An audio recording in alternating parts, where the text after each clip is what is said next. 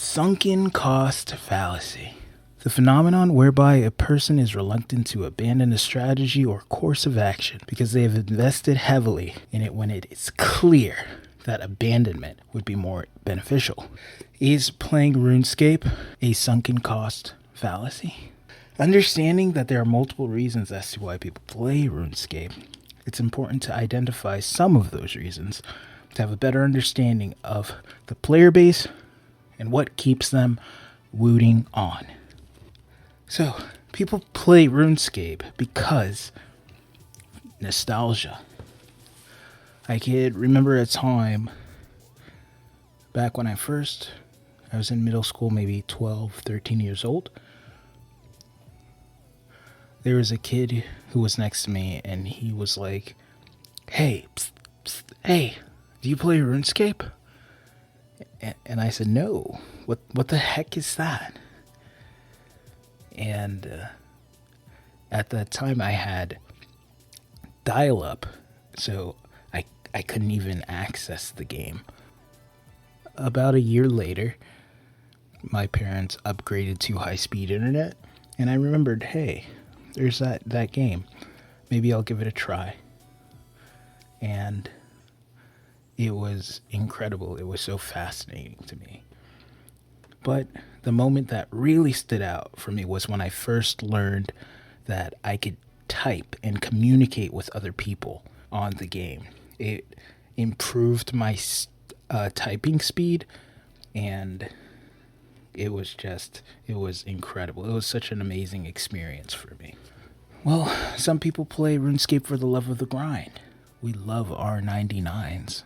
We love to gain experience, make accomplishments, so on and so forth. There's just something about it that makes it so appealing, right? Some like to fashionscape. It is very interesting how many different combinations of clothings and pieces of things that within RuneScape cosmetics, whether it's from quests or different types of activities where we can gain these cosmetics, these articles of digital goods that we could then showcase to our peers. And it's a very fun experience, right? Some people are content creators.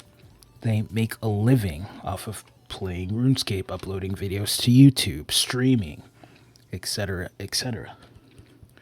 Well, some people play RuneScape for the digital marathon. A term that I coined, and recently RuneScape 3 released Necromancy, and there was a race to see who could achieve 200 million experience first. And some people do play RuneScape for microtransactions. Probably a less popular reason amongst, I'd say, a lot of RuneScape players, but there are some people who do play RuneScape for MTX. These are a few reasons as to why some people play RuneScape. Now, to determine whether or not playing RuneScape is a sunken cost fallacy, I believe that the answer is within the reason as to why you would engage in this MMO. You have the course. You have the investment quantified in time spent. And finally, we have to determine whether or not playing is beneficial. The demographics. 76% of the player base is between ages 18 and 34. 74.25% are male and 25.75% are female. We can make an assumption that people within this age group are either working, going to school, or both. In their free time, they then would choose to play RuneScape. So, if you are playing RuneScape because of nostalgia in your free time, is it more beneficial to play RuneScape or not? And I'd say, well, it's your free time. It's a choice. If you want to play RuneScape, you could play you could play any other game, but you choose to play RuneScape. So what's the harm in that? How about the love of the grind? You have free time, but we do understand that anyone who's played RuneScape understands that grinding out skills does take a lot of time, right? Well, what about Fashionscape? Fashionscape is cosmetics, it's showy, it's, it's all for fun and games, right? We like to dress up, we like to look nice, we like to show off our sense of digital fashion appeal. So I don't see any real harm in that. Well, what about being a content creator? I think it's an incredible thing. Recently, there's a lot of players, perhaps in the old school RuneScape community, who have been able to purchase their first homes from content creation. How incredible is that, right? How about the digital marathon? This one's a little bit tricky. With the release of Necromancy, we were able to see a bunch of players, thousands of players, playing their utmost, achieve 200 million Necromancy. And there were some reports coming back of some players having health issues. Their hands were shaking from playing too much. They would skip meals and perhaps even pass out.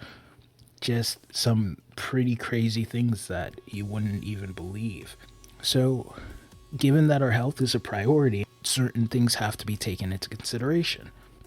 And finally, we have microtransactions. People are working, they may have some earnings that they may have some money left over after all bills are paid, and they want to spend it on RuneScape. Maybe they work a lot and they don't have enough time to engage in the activities of RuneScape. So they purchase some experience, they purchase additional gold, maybe some in the form of bonds, to get high tier gear, dyes, whatever you want, etc., etc. And they do so.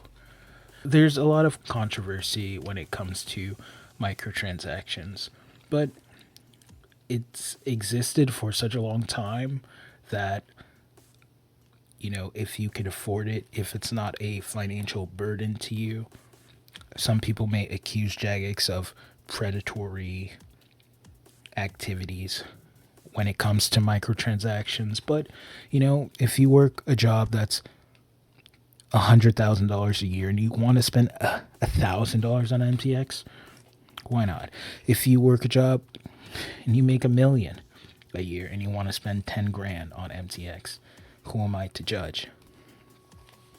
And if you can't afford to spend money on that, then you probably should not spend money on that. Well, to summarize, we asked if playing RuneScape is a sunken cost fallacy.